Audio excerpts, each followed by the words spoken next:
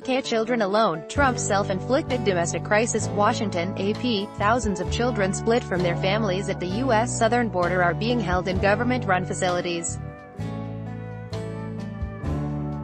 A look at how we got here, what's real and what's not, and what might happen next. How did we get here? Ad choice advertising and red invented by tens of thousands of parents and children, mostly from Honduras, El Salvador and Guatemala, have been caught crossing the U.S.-Mexico border illegally in recent years with stories of fleeing drug cartels, extreme poverty and gang violence. The U.S. can't send them back over the border unless they are Mexican citizens, and instead must refer their case to an immigration judge. Advertisement. In 2008, President George W. Bush focused on the problem of minors crossing the border without their parents and signed a law unanimously passed by Congress that called for such unaccompanied minors to be released into the least restrictive setting. By 2014, President Barack Obama was facing an influx of both children traveling alone and families as a result of violence in Central America. At one point, his administration tried housing the families in special detention centers. But after a federal judge in California ruled the arrangement violated a long-standing agreement barring kids from jail-like settings, even with their parents, the government began releasing families into the U.S. pending notification of their next court date. Fast forward to Trump, who campaigned on building a border wall, and Attorney General Jeff Sessions, who derided these longtime U.S. immigration practices as catch and release. Trump and Sessions insisted that people exploit the system, even traveling with children, to ensure they aren't jailed and slipping away before their court dates. So did U.S. policy change or not? Yes.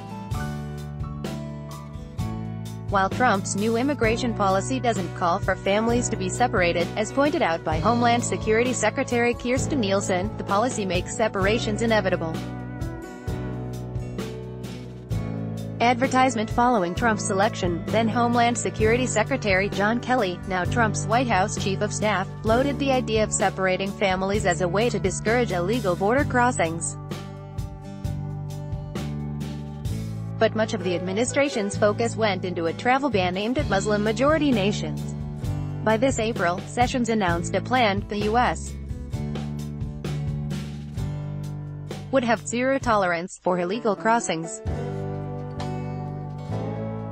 If a person doesn't arrive at an appropriate port of entry to claim asylum, the crossing is deemed illegal and prosecuted even if the person does not have a criminal history. With the adult detained and facing prosecution, any minors accompanying them are taken away. Nielsen has muddied the debate by insisting that children will only be separated in narrow circumstances, including if the adult has broken the law. That falsely leaves the impression that only children traveling with gang members or other violent criminals will be separated. But under U.S. law, the act of crossing the border without proper documentation itself is a crime and would trigger a separation, unless a person can find a designated port of entry and claims asylum. The result is that, in the 6 weeks following Sessions' announcement, nearly 2,000 minors were separated from adults at the border. The Obama administration also separated families at the border. Nielsen said Monday that separating families at the border is not news, and that it happened in the Bush and Obama administrations, albeit to a lesser degree. Make that a much lesser degree. Advertisement. Gil Kurlikowski, the U.S. Customs and Border Protection Commissioner from early 2014 to the end of Obama's term, said parents were split from their children if they were arrested, maybe on a drug charge, or had an outstanding warrant.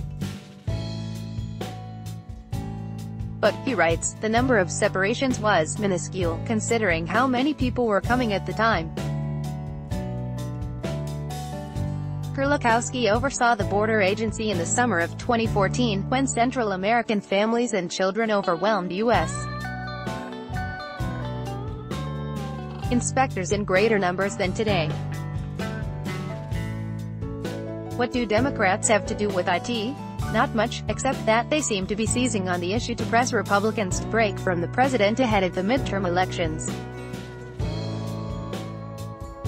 Trump has repeatedly said Democrats are to blame and cited horrible law that separates families. But no law mandates that parents must be separated from their children at the border, and it's not a policy Democrats have pushed or can change alone as the minority in Congress. That 2008 law signed by Bush dealt only with unaccompanied minors, not families. Perhaps a bigger obstacle is that Republicans, currently in control of Congress, have been deeply divided on immigration. Moderate Republicans have been trying to negotiate a plan that would reduce family separations and also open a door to citizenship for young immigrants brought to the U.S. as children and who stayed illegally.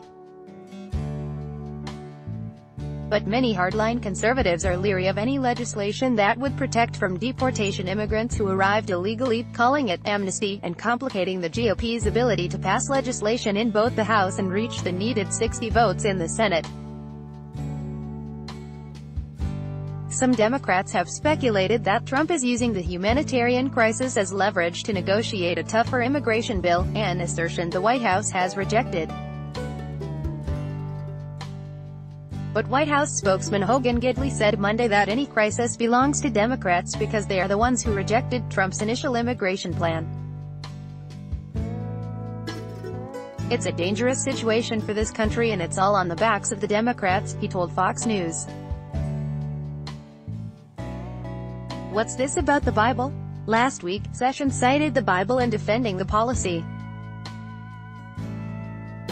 I would cite you to the Apostle Paul and his clear and wise command in Romans chapter 13, to obey the laws of the government because God has ordained them for the purpose of order, he said.